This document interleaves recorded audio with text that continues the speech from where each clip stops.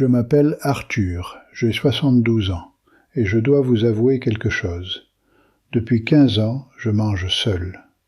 Ma femme, Marie, est partie en 2009, et pendant la première année après sa disparition, je vivais presque uniquement de plats préparés du supermarché. Des lasagnes à réchauffer au micro-ondes, des barquettes de hachis parmentier sous film plastique, ces petites boîtes de soupe que l'on perce avec une fourchette et que l'on chauffe 2 minutes. Je me disais que c'était plus simple. Je me disais que je ne savais pas cuisiner pour une seule personne. Je me disais que tout ce que Marie préparait, ces choses qui remplissaient la maison des bonnes odeurs d'un soir d'hiver, c'était trop compliqué pour un homme seul. J'avais tort. Et ce que je ne comprenais pas alors, c'est que j'avais déjà appris tout ce dont j'avais besoin. Je n'avais simplement pas fait attention. Vous voyez, j'ai grandi en regardant ma mère cuisiner. Pas de cuisine élaborée, pas de cuisine de restaurant, une cuisine à la cocotte. La cuisine qui transforme un peu de rien en 3 jours de repas. La cuisine d'une génération qui avait compris quelque chose que nous avons complètement perdu. Que cuisiner pour soi n'est pas triste, ce n'est pas difficile. C'est, quand on sait comment faire, un véritable acte de soin envers soi-même. Je veux vous parler de 20 plats que j'ai redécouverts, des plats que faisait ma mère, des plats que préparaient les femmes de notre rue dans les années 50 et 60, des plats qui coûtent presque rien, demandent presque aucun effort, et qui ont meilleur goût que tout ce qui est emballé sous plastique que vous sortirez jamais d'un réfrigérateur de supermarché. Mais d'abord, je dois vous dire quelque chose qui m'a vraiment arrêté net quand je l'ai découvert. Le numéro 14 de cette liste, la soupe au fromage et aux oignons, était en réalité recommandée par les infirmières à domicile dans les années 1960. Recommandée aux patients âgés vivant seuls qui avaient du mal à cuisiner. Il y avait des infirmières qui allaient de porte en porte pour enseigner ça. Et nous voilà, 60 ans plus tard, à acheter des plats préparés à 5 € qui n'ont que le goût du sel et du regret. Laissez-moi vous expliquer comment j'en suis arrivé là. Honnêtement, la première fois que j'ai fait de la soupe après la mort de Marie, je l'ai brûlée. J'ai mis le feu trop fort, je suis parti chercher la télécommande et je suis revenu à une casserole de colle noire. Elle aurait ri. Elle disait toujours que je n'avais aucune patience avec les fourneaux. Mais j'ai réessayé. Et la deuxième fois, j'ai réussi. Un bol de flocons d'avoine, 2 bols d'eau, une pincée de sel ajoutée la veille qui ramollit les grains pendant le sommeil. 5 minutes de frémissement doux le matin. C'était tout.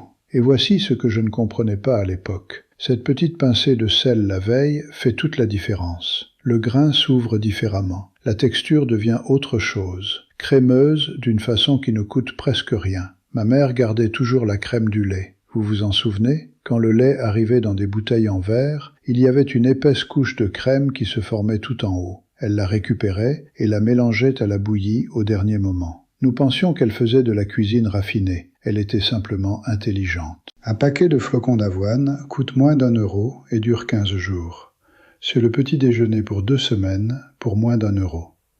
Comparez ça au sachet individuel de porridge instantané à 50 centimes pièce. Ma mère n'aurait pas compris ça. Elle aurait appelé ça du gaspillage et elle aurait eu absolument raison. Vous savez ce qui m'a le plus surpris? La rapidité avec laquelle ces repas me sont revenus une fois que j'ai commencé à essayer. C'était comme si la connaissance était toujours là quelque part, à attendre.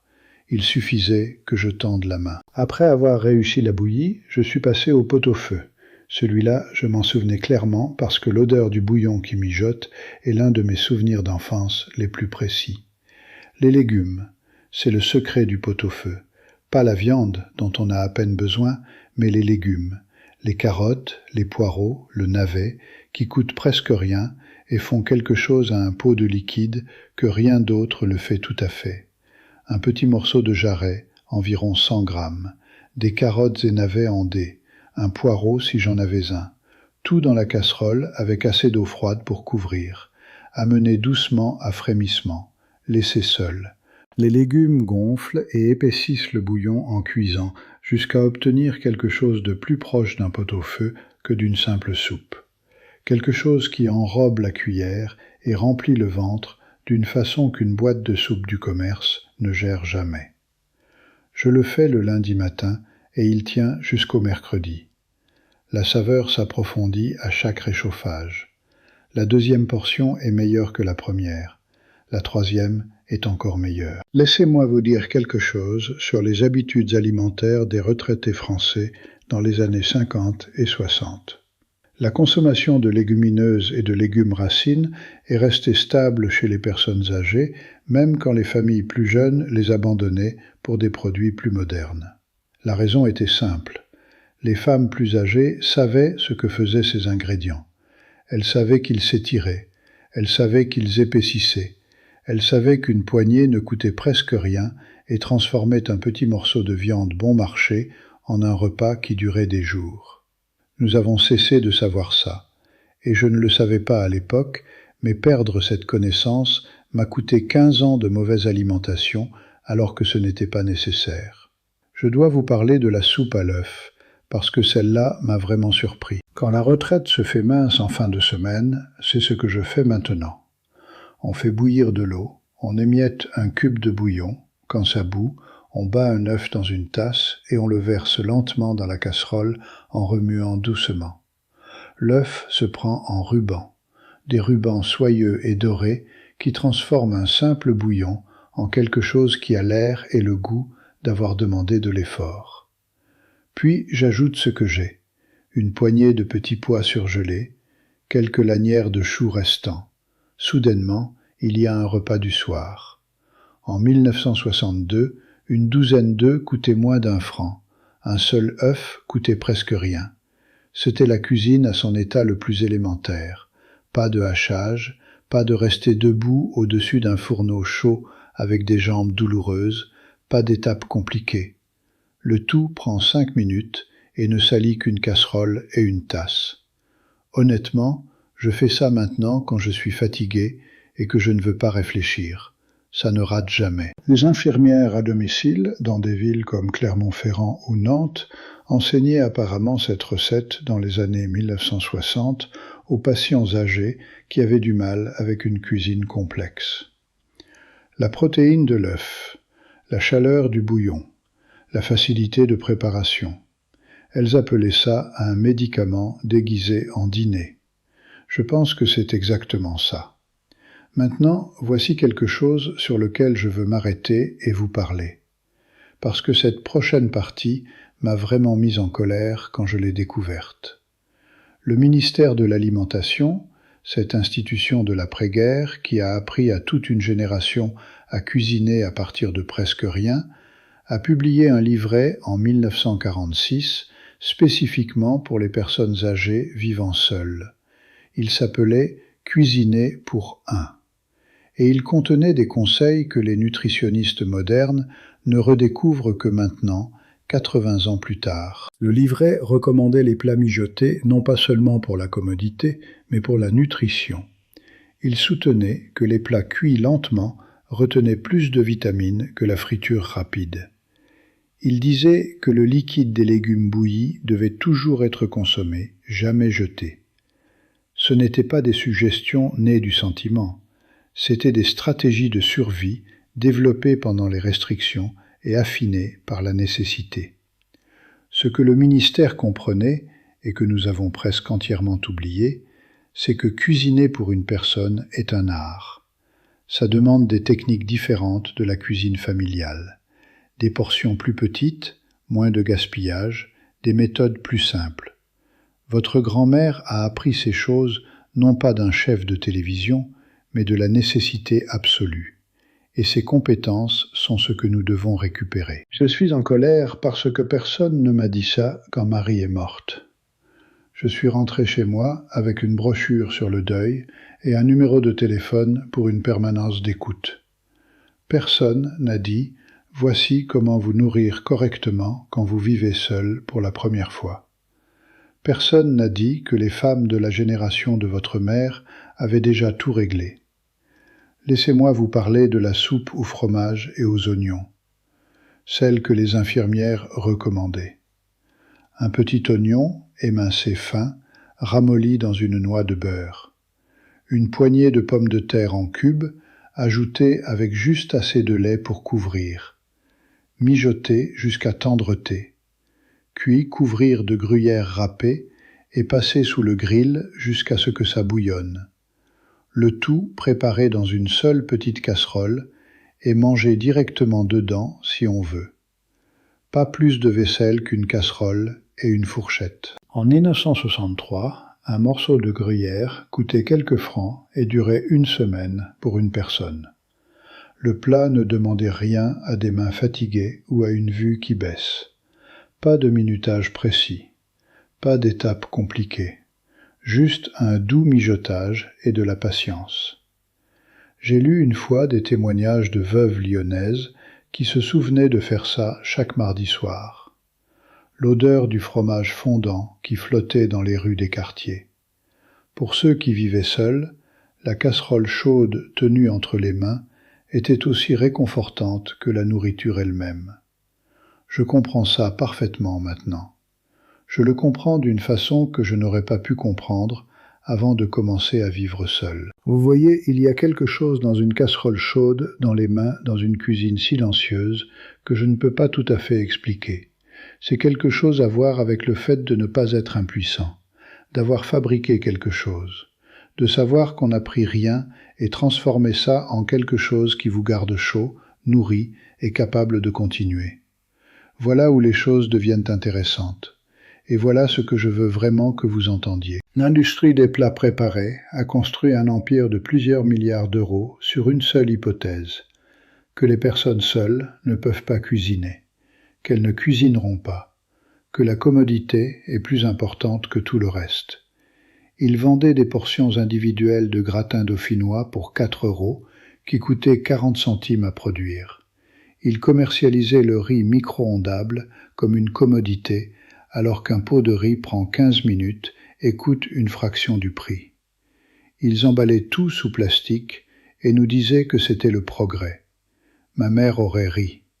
Elle aurait vraiment ri et puis aurait été furieuse. Elle savait qu'une seule casserole, un seul brûleur sur la cuisinière et un ensemble de compétences de base pouvaient produire des repas qu'aucune usine ne peut égaler.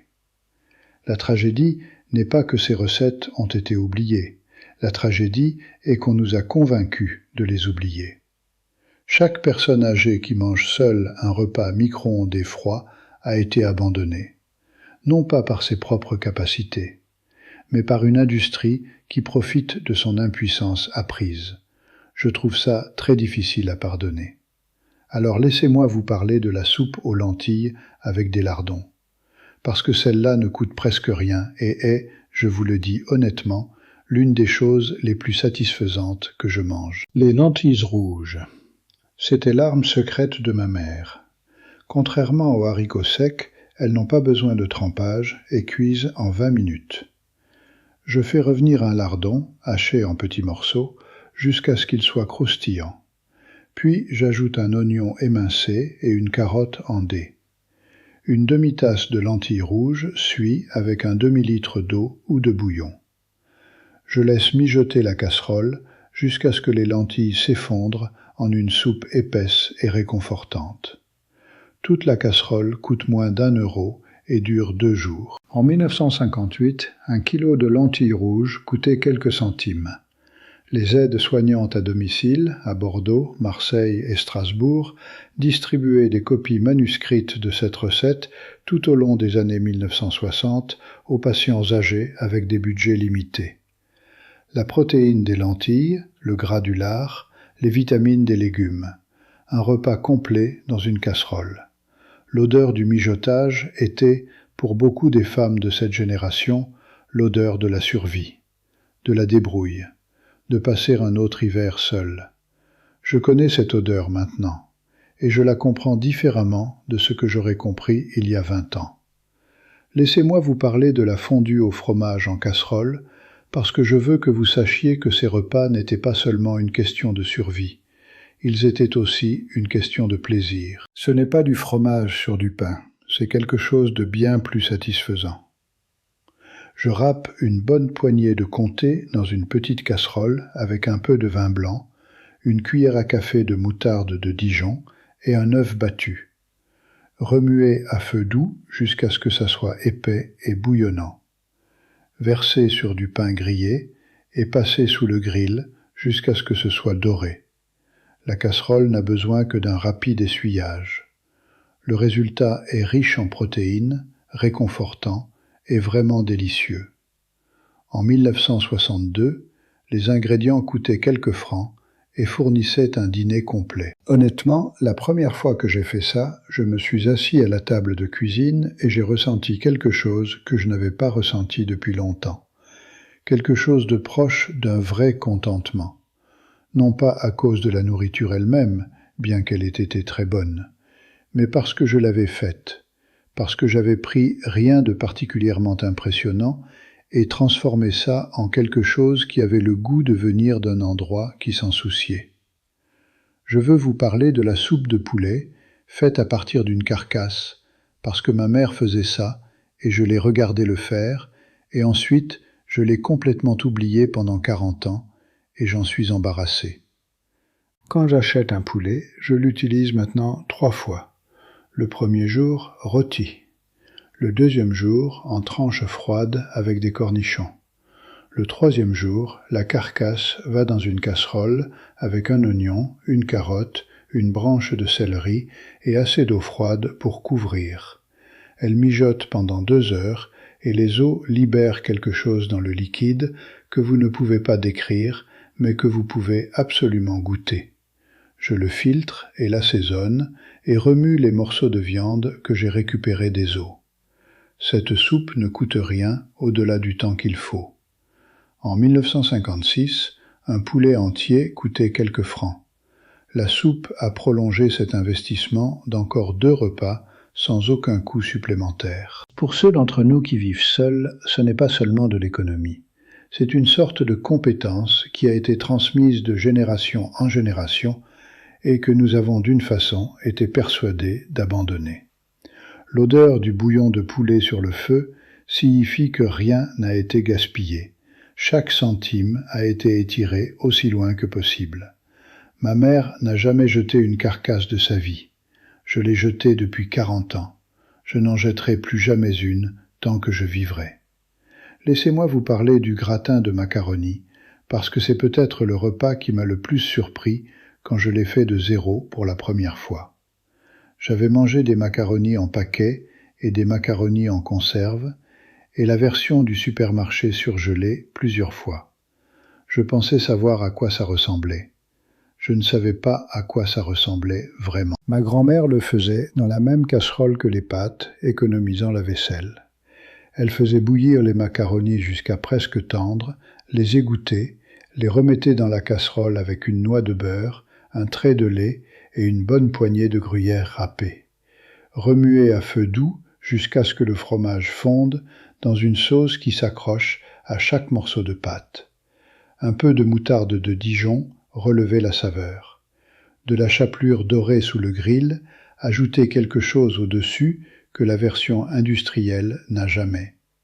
En 1958, les ingrédients pour une portion coûtaient moins de 20 centimes.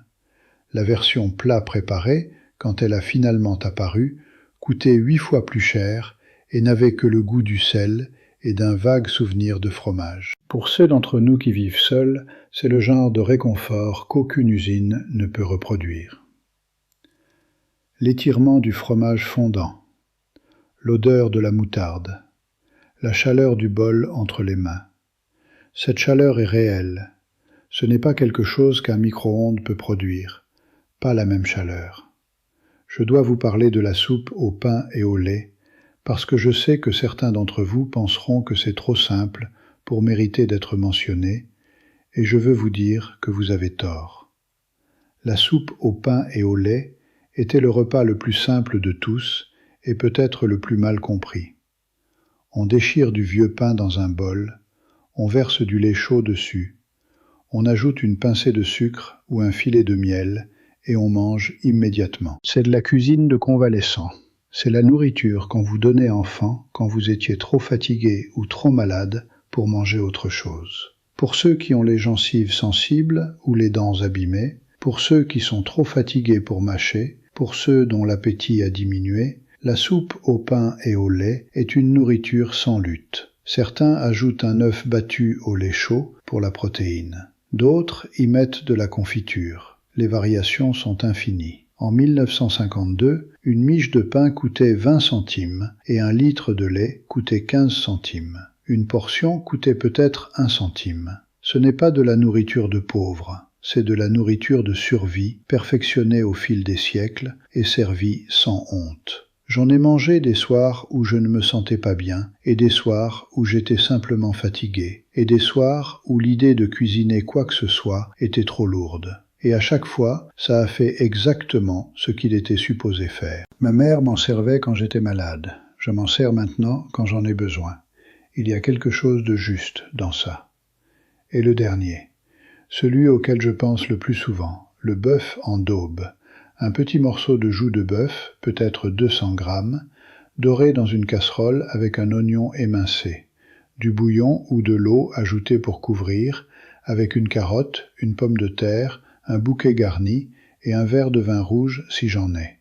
Mijoter doucement pendant 2 ou 3 heures jusqu'à ce que la viande s'effondre et que le jus devienne épais avec sa propre gélatine naturelle. En 1955, la joue de bœuf coûtait quelques francs le kilo. Un petit morceau coûtait presque rien. Ce peu, avec les légumes, produisait un repas qu'on pouvait diviser en 2 portions. Chacune plus satisfaisante que n'importe quel plat préparé jamais fait. La casserole reste sur le feu, ne demandant que du temps. L'odeur remplit la maison. Le goût, riche et profond, et vraiment savoureux, prouve quelque chose d'important. Que cuisiner pour soi peut être un acte de respect envers soi-même. Que les repas que les femmes de la génération de ma mère préparaient à partir de presque rien n'étaient pas des repas pauvres. C'étaient des repas habiles. C'étaient des repas préparés par des personnes qui comprenaient ce qu'elles faisaient. Je ne comprenais rien de tout ça quand Marie est morte. Je me disais que je ne savais pas cuisiner, que c'était trop compliqué, que ça n'en valait pas la peine pour une seule personne. Je me suis dit ces mensonges pendant 15 ans. Ce n'était pas vrai. Rien de tout ça n'était vrai. Voici mon défi pour vous. Essayez l'un de ces plats cette semaine, un seul. La soupe aux lentilles, la soupe au fromage et aux oignons, le bœuf en daube. Faites-le lentement, mangez-le à votre propre table. Voyez si ça n'a pas meilleur goût que tout ce qui est emballé sous plastique. Ces repas n'ont pas été oubliés par accident. Ils ont été systématiquement remplacés par une industrie qui profite de votre commodité et de votre solitude. Votre grand-mère, votre mère, les femmes de votre rue savaient se nourrir bien avec presque rien. Ce savoir n'est pas perdu, il attendait. Maintenant, vous le savez vous aussi. Si ça vous a rappelé des souvenirs, j'adorerais les entendre. Laissez un commentaire ci-dessous et dites-moi ce que votre mère ou votre grand-mère avait l'habitude de faire. Et si vous connaissez quelqu'un qui vit seul et qui se nourrit mal, partagez ça avec lui.